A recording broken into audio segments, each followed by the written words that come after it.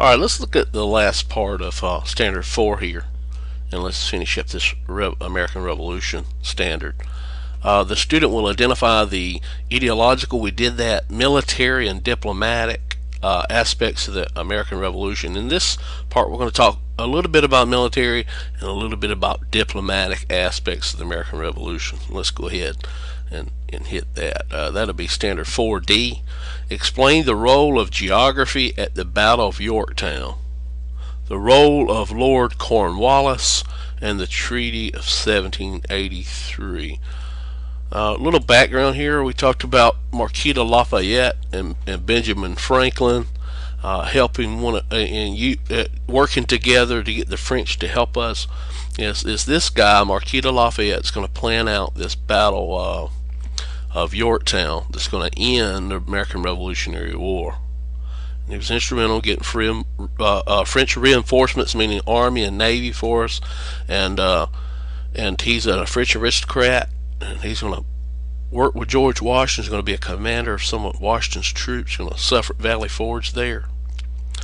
The Battle of Yorktown in 1781, General Lord Charles Earl Cornwallis is going to be surrounded, and he's going to be trapped or captured by the George Washington's colonial forces with the help of the French forces.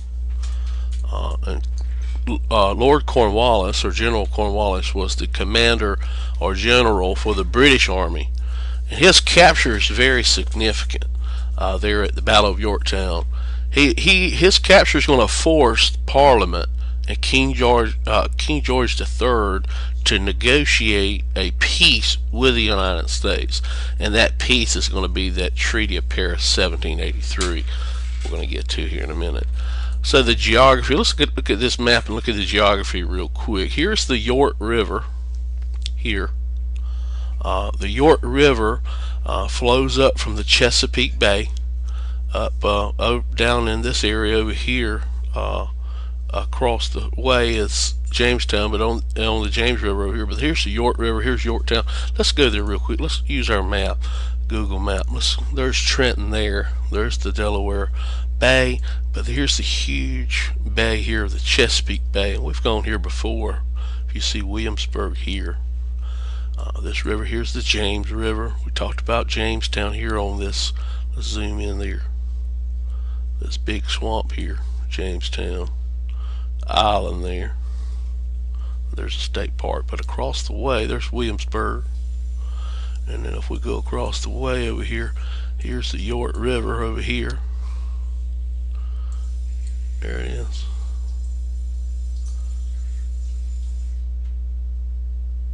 Okay.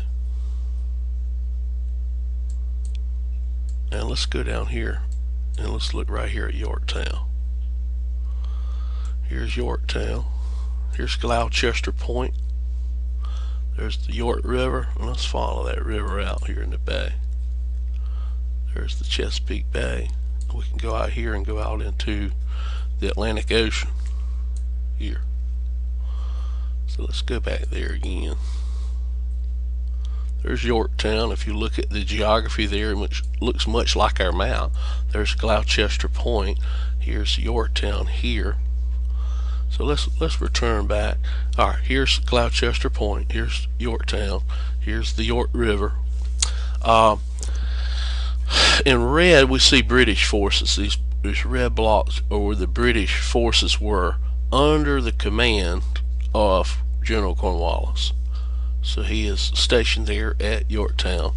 And what's going to happen is while he's there, the French fleet is going to come up the York River and block him off from heading across the York and escaping.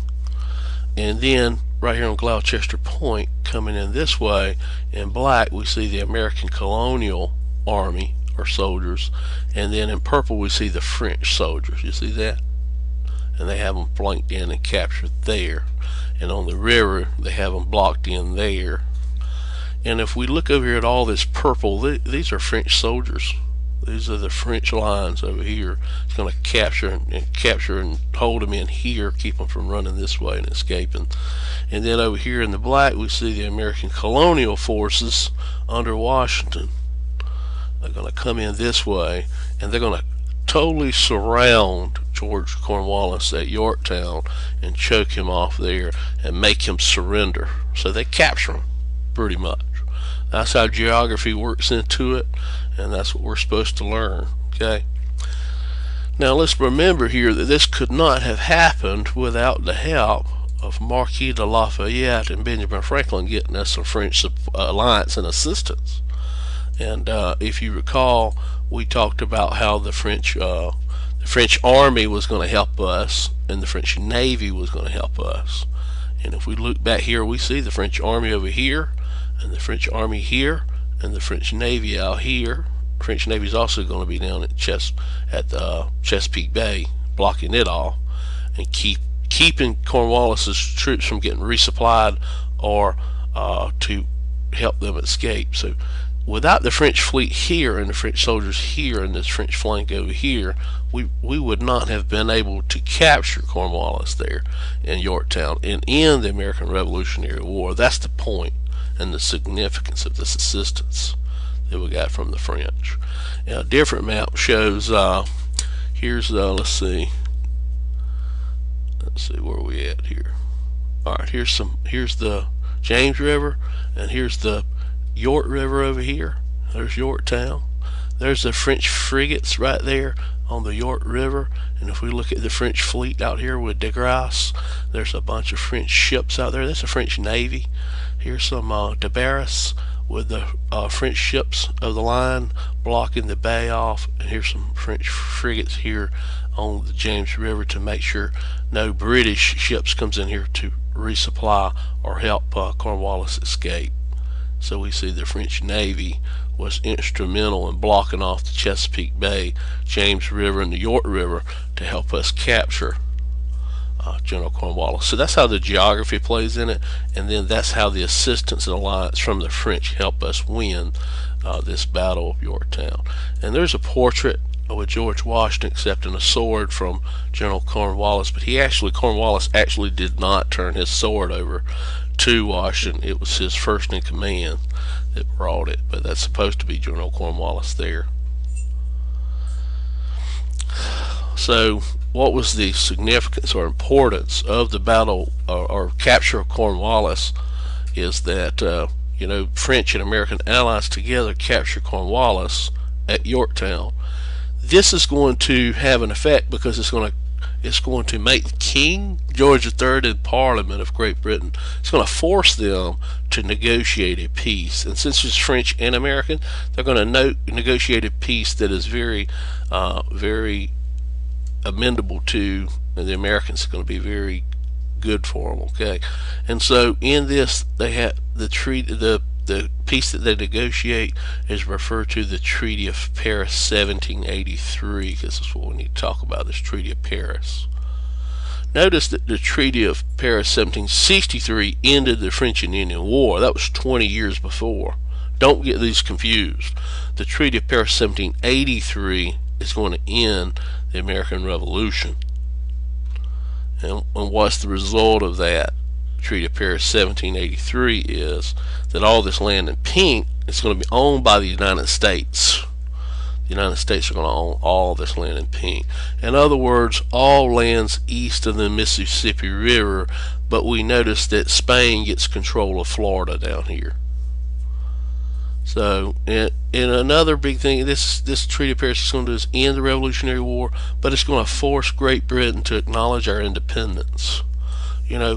A lot of people think just because we declared independence means that we were independent in 1776. We were an independent nation then. No, because Great Britain did not acknowledge our independence. Great Britain only officially recognizes us as an independent nation, as the United States of America, in the Treaty of Paris 1783, and that's extremely important to understand here. Is that in this Treaty of Paris 1783, we actually do get our independence from Great Britain officially. There's that word, officially. and the Treaty of Paris 1783. Here's the second page of the document. Some of these names down here is John Adams, Benjamin Franklin. There's their seals. And here's a portrait of the signing of the Treaty of Paris 1783. This is John Jay here. He's going to be, when our government's made in the Constitution, he's going to be our first Chief Justice of the Supreme Court. Here's John Adams, second President of the United States he will become. And then there's Benjamin Franklin we talked about, who had to get his French assistance in a foreign alliance, and also known for individualism and social mobility. There he is, Benjamin Franklin. And Henry Lawrence also went to work out and negotiate this treaty and sign it. And then William Temple Franklin is the grandson of Benjamin Franklin, and William Temple Franklin was he was an assistant to Franklin as a ambassador to France for the United States. I don't know who this fellow is down here, because the original portrait of this was painted by Benjamin West, and these men sit for this portrait to be painted, and the British officials refused to sit for the picture, the portrait to be painted, so they wasn't around. So it was unfinished. Benjamin West never finished it. Okay. I hope we met our objective. Let's look and see if we did. The student will identify ideological, military, and diplomatic aspects. Military and diplomatic. And we talked about the role of geography at the Battle of Yorktown. Let's look at that geography here. You know, with the French forces and all surrounding and capturing them. And here, showing the Navy, the French Navy, and how it helped block off the Chesapeake Bay and James and York. And then let's look back. It says the Battle of Yorktown we talked about, and the role of Lord Cornwallis in the Treaty of Paris 1783. Lord Cornwallis' role is we're going to capture him, and then we're going to force King and Parliament to negotiate peace, and then that peace is going to be the Treaty of Paris 1783. And in the Treaty of Paris 1783, we get all this lands east of the Mississippi River all the way back over here, but we don't get Florida. And there's the Treaty of Paris 1783, the second page. Alright, I hope that helps. Alright, let's look at the last part of Standard 4 here, and let's finish up this American Revolution standard. The student will identify the ideological, we did that, military and diplomatic aspects of the American Revolution. In this part, we're going to talk a little bit about military and a little bit about diplomatic aspects. And Benjamin Franklin helping working together to get the French to help us is this guy, Marquis de Lafayette, is going to plan out this battle of Yorktown that's going to end the American Revolutionary War.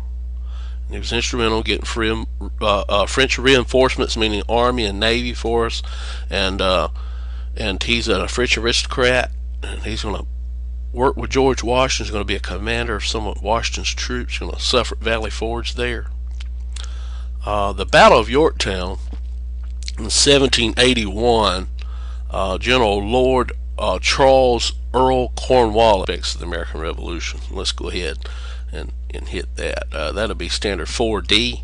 Explain the role of geography at the Battle of Yorktown, the role of Lord Cornwallis, and the Treaty of 1783. Little background here. We talked about Marquis de Lafayette is going to be surrounded, and he's going to be trapped or captured by the George Washington's colonial forces with the help of the French forces. Lord Cornwallis, or General Cornwallis, was the commander or general